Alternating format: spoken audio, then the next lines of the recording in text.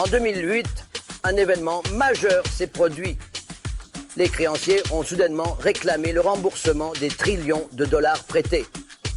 Nous en avons besoin maintenant, ont-ils dit avec insistance.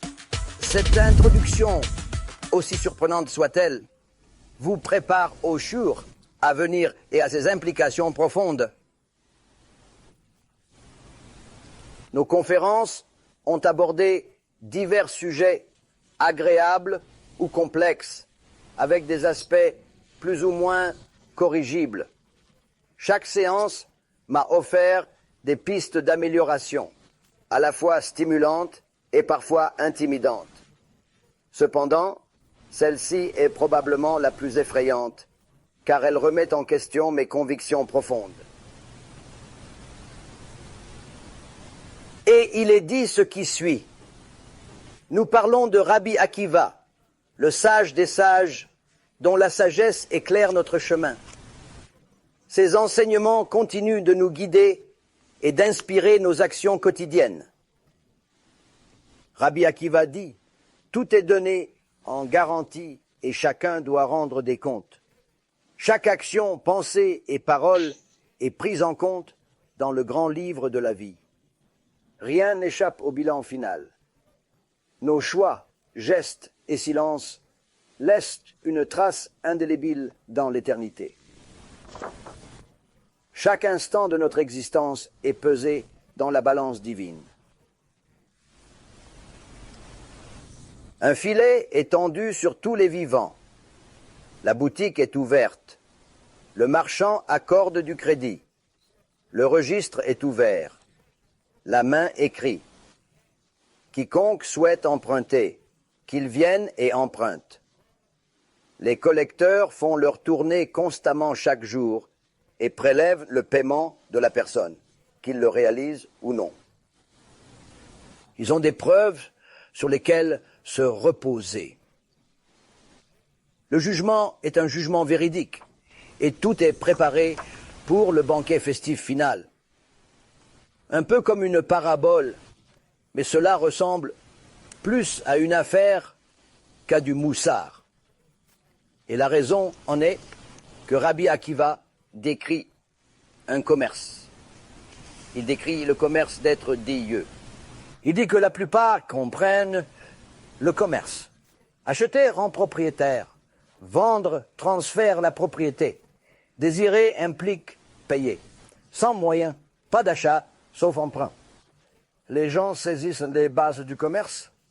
Emprunter, prêter, acheter, vendre. Ils comprennent l'échange d'argent et de biens comme fondement des transactions commerciales. Comptabilité, connaissance de votre bilan, comment équilibrer votre chéquier, ce que vous avez acheté, ce que vous avez vendu, profit, perte et objectif ultime. Ce sont toutes des choses que les gens comprennent. Il dit que cela n'est pas différent du commerce d'être Dieu, seulement nous n'aimons pas voir les choses de cette manière.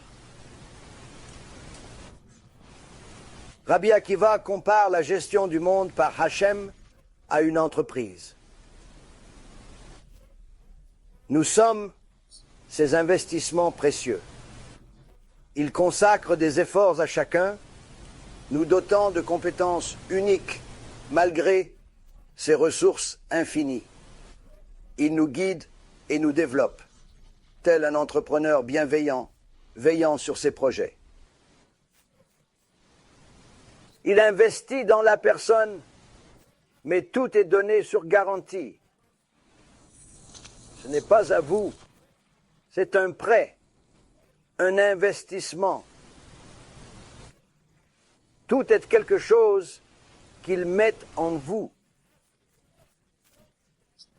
Vous devez comprendre que rien ne vous appartient vraiment. En réalité, c'est quelque chose que vous devez utiliser et dont vous devez tirer profit, car finalement, Hachem doit recouvrer la dette.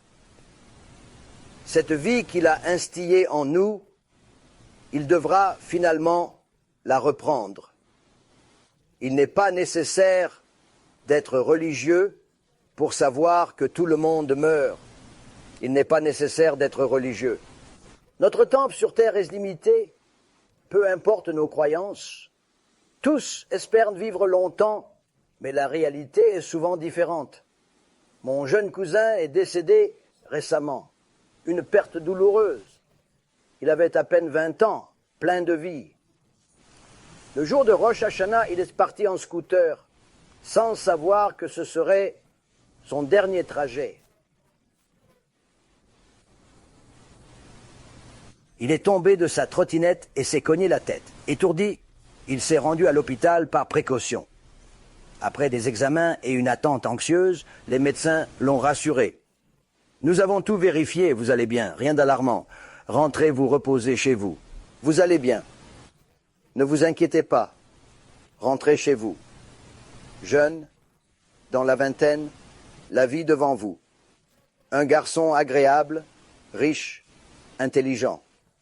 Que pourrait-il arriver? Pourtant, l'histoire dit qu'il est rentré, s'est endormi, et Hachem a décidé qu'il ne se réveillerait plus jamais. Pensez-vous qu'il ait vraiment cru que c'était son dernier jour et choisi la trottinette?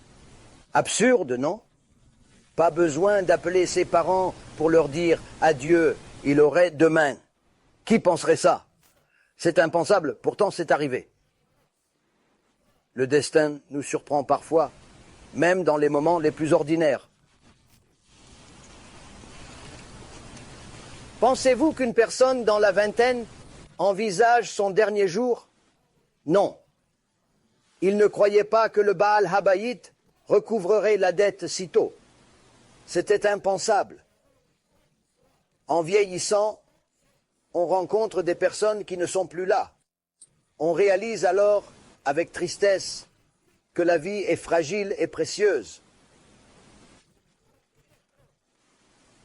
Tout le monde ne vit pas jusqu'à 120 ans. Rabbi Akiva explique, tout est en garantie.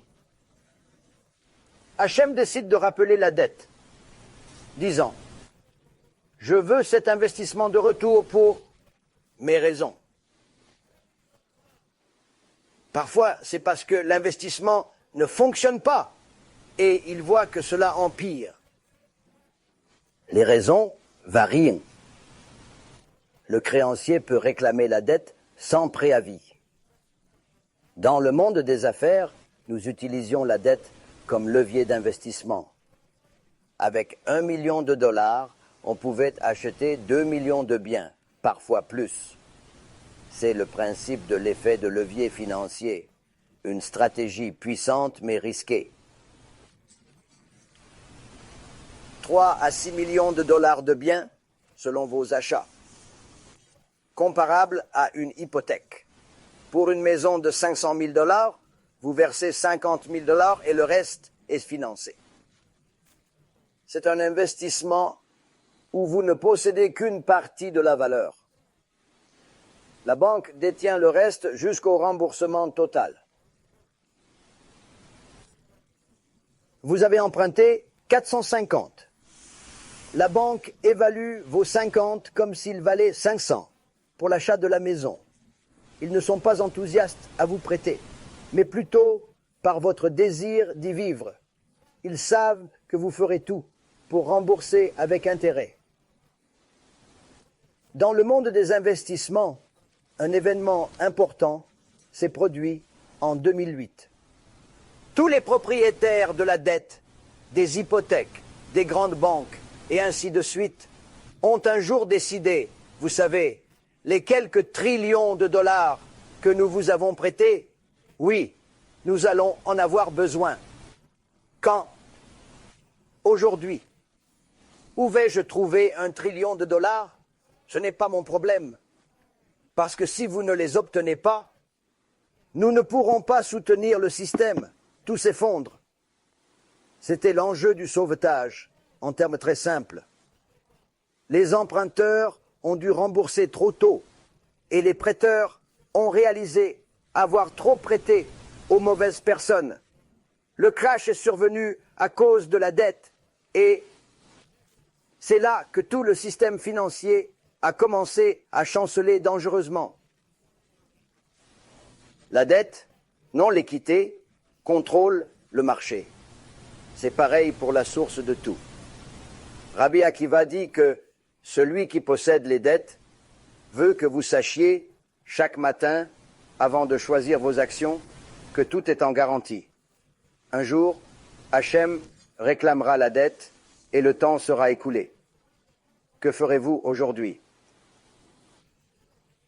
Que feriez-vous si c'était votre dernier jour, Shemi Hachem? Passeriez-vous la journée immodestement? Non. Je m'habillerai modestement. Sans prier? Non. Je dirais au moins une prière à Hachem. Si c'était vraiment le dernier jour, je voudrais me présenter dignement devant lui.